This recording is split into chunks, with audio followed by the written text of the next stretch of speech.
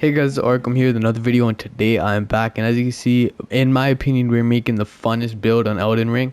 This is a bleed build using the Eleonora's Poleblade. So just getting started into the build, we're using Eleonora's Poleblade. That is the main weapon.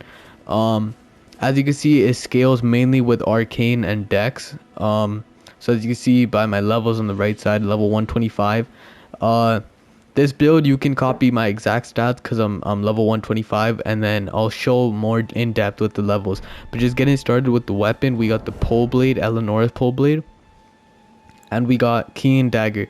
Now for this, you can use any weapon you want. I'm just using this because it has the least weight, and you want to put Bloodhound Step on that. So I'll explain that. So to get started with the build, what you want to do first off with Eleonora's blade, right hand, and then you want to double hand it, like dual wield it.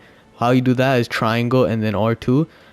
You hold triangle and then press R2. It'll dual wield it. And then, so yeah, you have this. So what you want to do with this build? The first off, I'll showcase the L2 ability. It's a pretty good ability. It's basically this like dance, like the spinning like thing. If this was, honestly, now that I'm looking at it, if this was a single, like not a dual like pole blade, then this could have been a really good weapon for the Tondro build because of like the L2 ability. But even without it, it's a really fun weapon. And also this has 81 bleed, as you can see right there, so it gets a lot of bleed. That is with fully leveled. I'm pretty sure without it it's close to 50, so you'll still have a lot, but like 81 bleed at the end is amazing. So yeah, as you can see, the L2 ability is really good. There's also some stuff I don't have in this build, but you can improve with by adding. So I'll show that as well. But to get started, then we just use R1. This is my main that I use, R1, just because it's fast, it does a lot of damage, and it's just good in general. So R1 really good, and then R2 I don't really use that much, but it's also really good. But yeah, so just use like basically every attack with this build is good. As you can see, it did a lot of damage to that guy even with the shield, so it's just a really good weapon. So yeah, basically that's the whole weapon right there.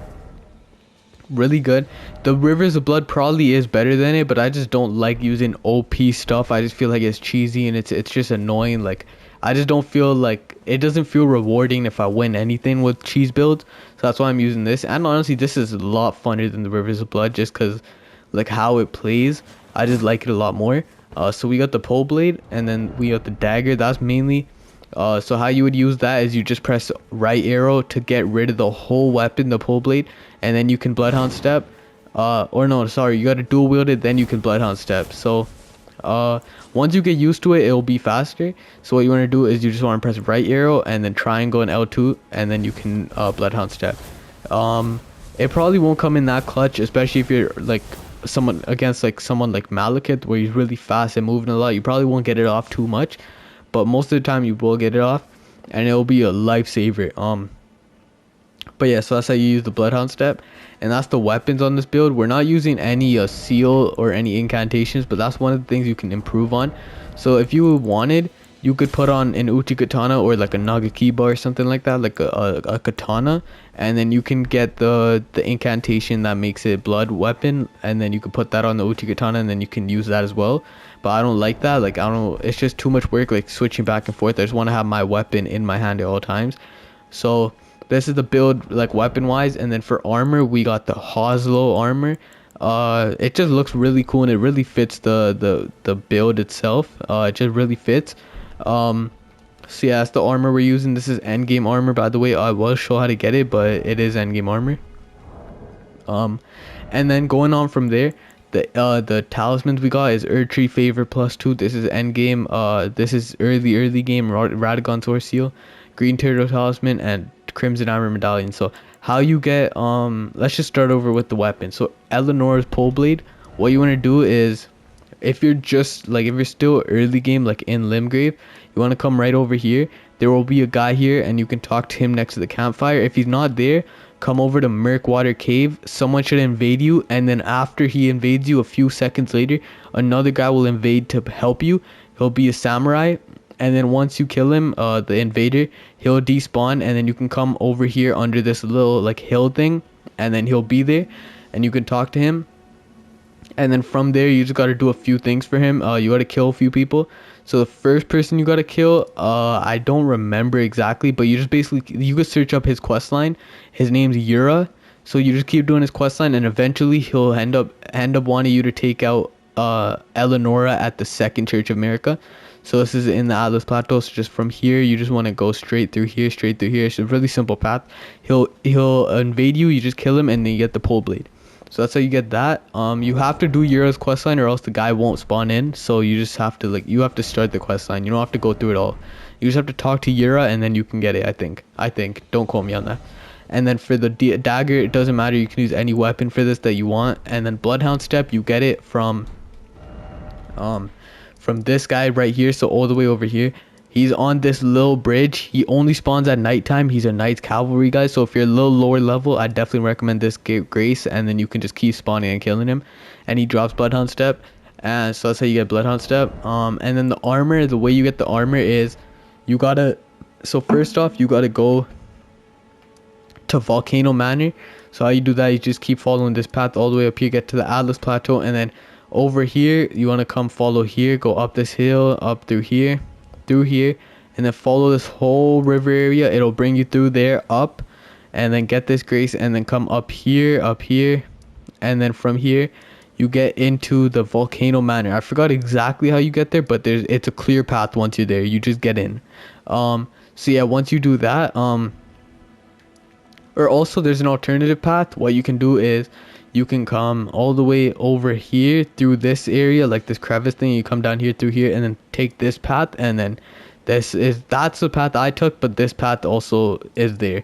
So yeah, once you get into Volcano Manor, you talk to the girl, you start the Volcano Manor quest line, and then you just keep doing the quest line until they just keep telling you to invade people and kill them.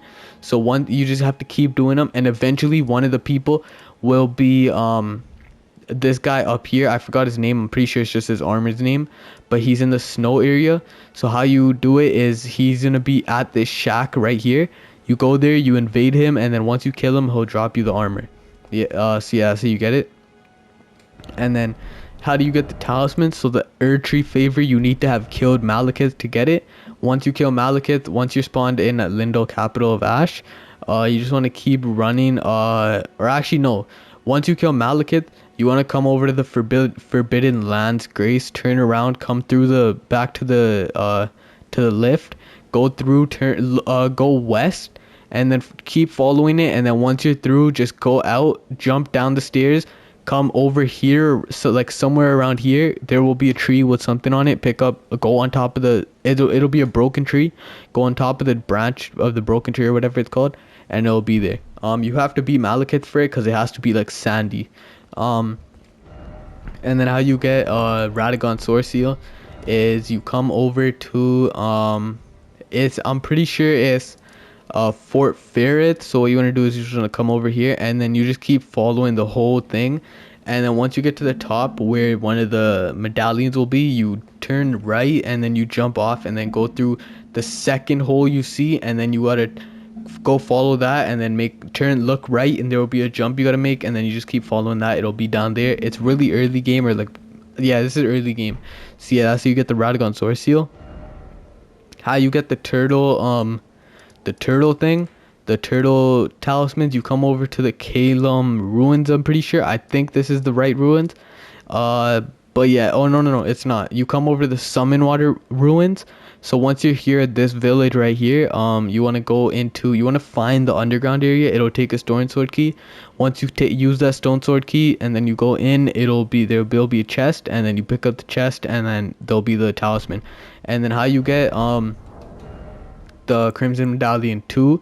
I don't know how to get 1 or 0. You'll have to Google that, but I know how to get 2. So to get 2, you gotta beat Malekith once again, and then once you beat him, come over to the Lindell, capital of Ash Grace, and then you run barely forward. There'll be a hole into a cave. You jump down that hole, and then you fall onto the pillar, and then loot the body. It'll be right there. But yeah, so that's how you get the talismans.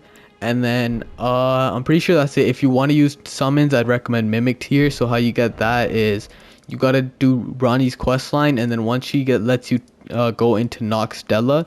You gotta just follow Noxtella, or no, not Noxtella. Actually, you don't need to do Ronnie's questline. Skip that. Just come over to the Sofra River well right here, and then you go down, and then you just keep following. You just keep following it, and then or actually no, never mind. So what you do is you gotta beat Radon. Actually, yeah, this is how you do it. You beat Radon. Once you beat Radon, you come over to Fort Height West, and then over here there'll be like a little crater, like right up here. You just keep going down, follow it. It'll take you to Knockground City, and then you just follow this path, beat the Mimic Tier, and then once you beat the Mimic Tier, you gotta go on this road right here.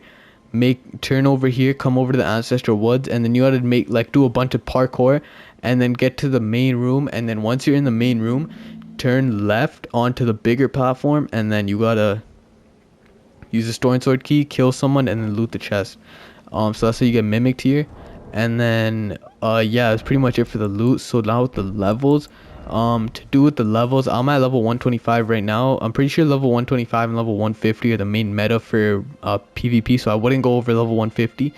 So level 125, I got 45 vigor, 11 mind, 24 endurance, 17 strength, 50 dexterity, 60 arcane, 9 intelligence, 8 faith. So my starting build was samurai as well. That's just like a quick reminder.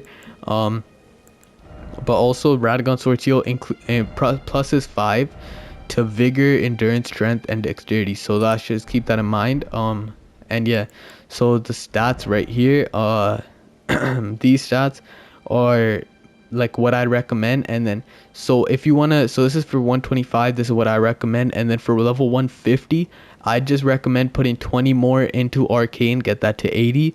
Once arcane is at 80, put the rest into either vigor or dexterity, in my opinion, or endurance if you want. It doesn't really matter. But yeah, so that's how I do it.